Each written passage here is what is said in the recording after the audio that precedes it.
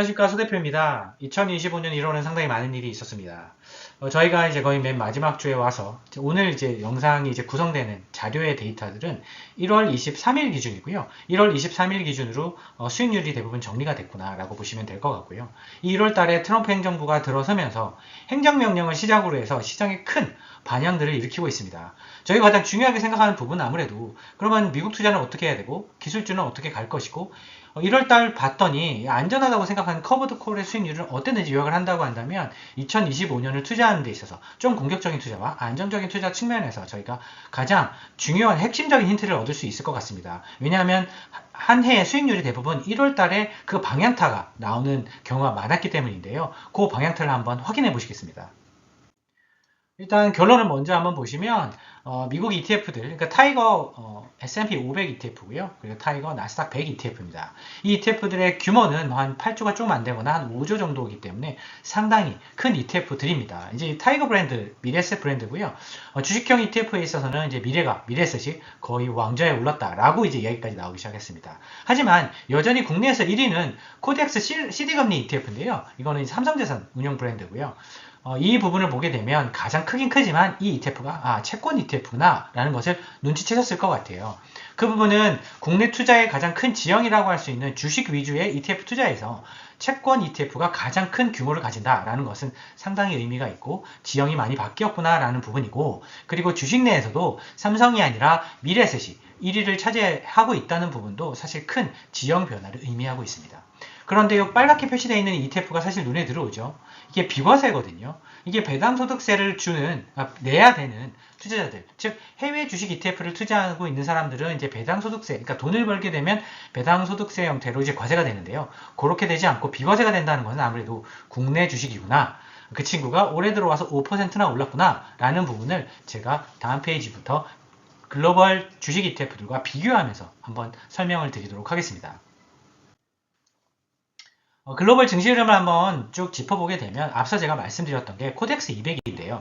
코덱스 200 같은 경우는 우리 한국 주가 지수 중에 대표 주가 지수 코스피 내에서도 가장 큰 200개 종목에 투자하는 코덱스 200 ETF인데요. 올해 들어와서 5% 넘는 성과를 보였습니다. 사실 단기 좀 많이 오르다 보니까 최근 일주일 동안은 이제 약간 빠졌는데요. 1월 24일 금요일 수익률을 제외한, 연휴가 오기 전에 이 일을 제외한 23일까지 수익률이라는 것을 염두에 두고 보시면 아마 생각한 것과 다르지 않으실 것 같습니다.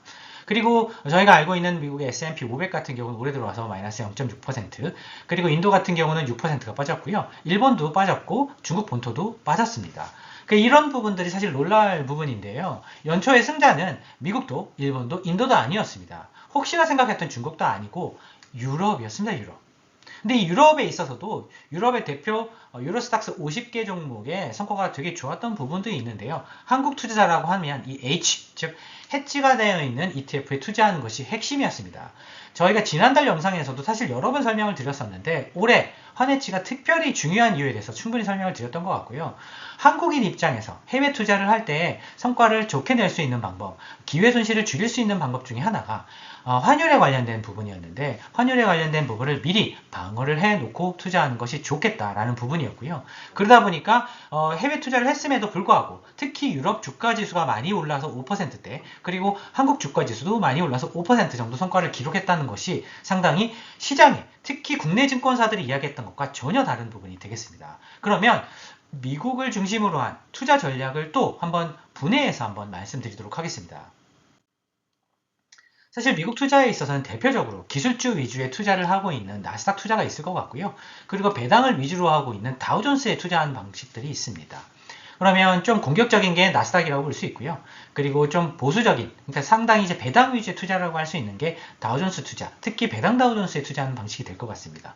올해 같은 경우 이 둘 다 마이너스 수익률을 기록했었는데요. 아무래도 환율의 영향이 좀 있었던 것 같고요. 환율의 영향을 뺀다 하더라도 성과가 그렇게 좋다라고는 사실 보기 어려운 부분인 것 같습니다.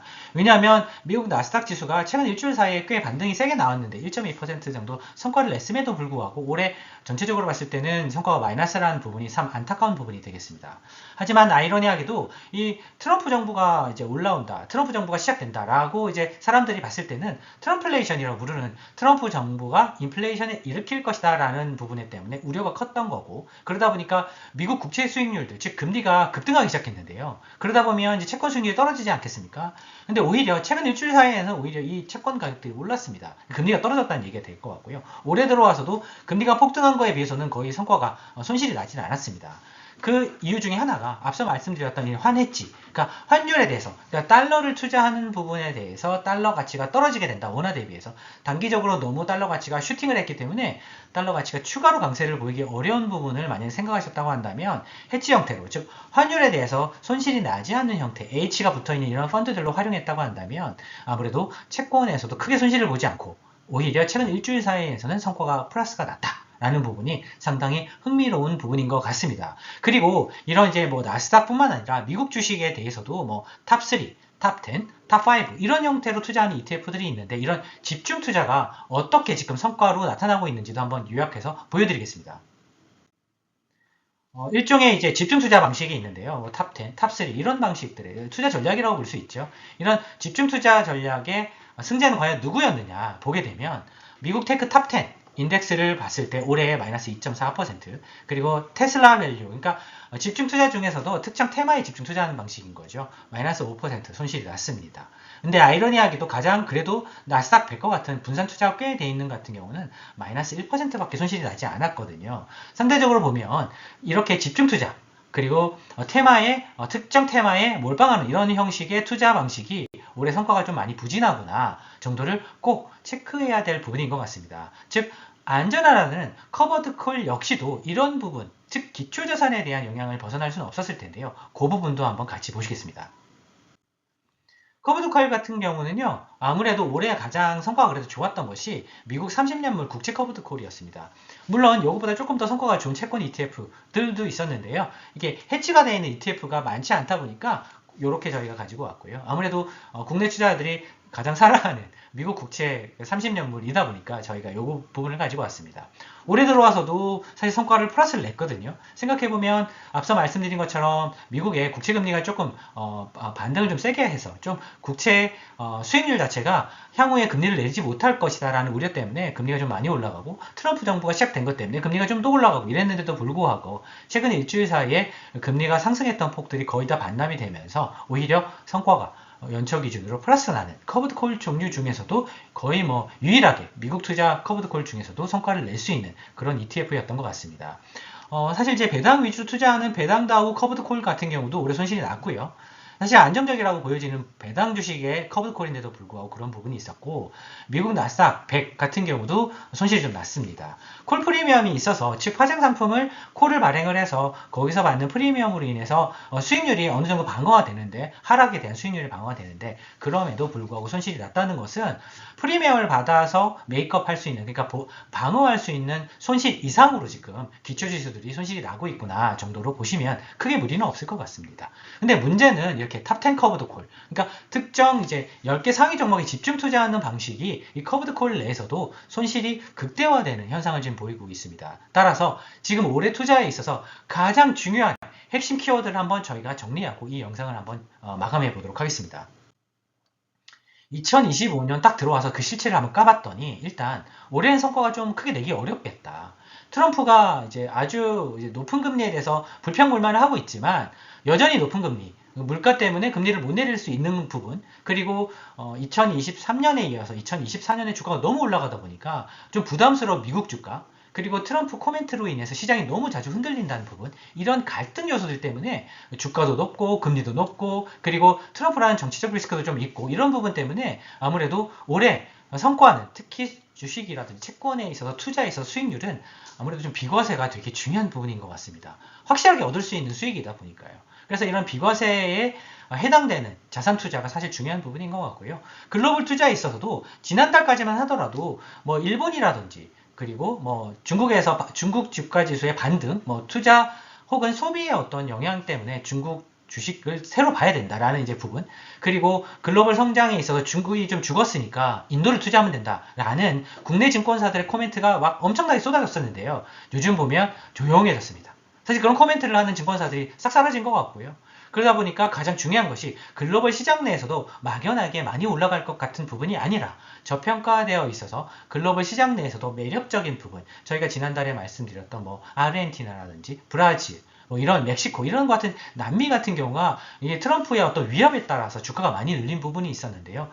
여기에 더해서 이제 한국 같은 경우도 상당히 매력적인 부분이었죠. 그런 부분들이 글로벌 주식시장에서도 꽤 인기가 있는 상황이 되었습니다. 따라서 이런 집중 투자보다는 이런 트럼플레이션이 발생하면서부터 분산 투자, 그러니까 어느 정도의 어떤 채권도 조금 들고 가는 이런 자산 배분, 이런 형태의 좀 체계적인 투자 방식이 올해는 꼭 필요한 시기인 것 같습니다.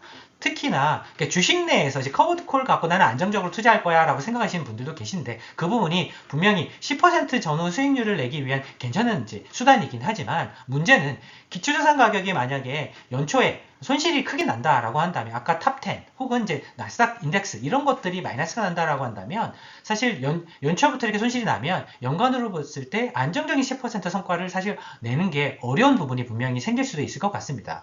단기적으로 이런 주가 지수가 반등이 나준다면 상당히 좋은데 이런 기초자산에서 손실이 좀 커버드 콜과 같은 이제 콜 프리미엄을 통해서 안정적인 성과를 유지할 수 있는 수단을 넘어서는 수준의 손실이 발생한다라고 한다면 그런 부분도 사실 조기에 사실 차익 실현을 하거나 조기에 매도를 통해서 손실을 좀 최소화하는 것도 연간으로 봤을 때는 투자에 좋은 방식이 될 수도 있을 것 같습니다. 따라서 오늘 말씀드린 뭐 비과세 투자를 하는 방식이라든지 글로벌 주식시장 내에서도 좀 저평가 그리고 이왕이면 좀 체계적으로 합리적으로 분산 투자할 수 있는 방식들을 좀 찾아가는 것들이 필요할 것 같고요. 아무리 좀 안전해 보이는 커버드 콜이라고 하더라도 기초자산에서 손실이 만약에 좀 이런 우리가 프리미엄 이상으로 손실이 난다라고 한다면 그 부분은 심각하게 생각하시고 초기에 대응하시는 것도 필요하다라고 저희는 보고 있습니다.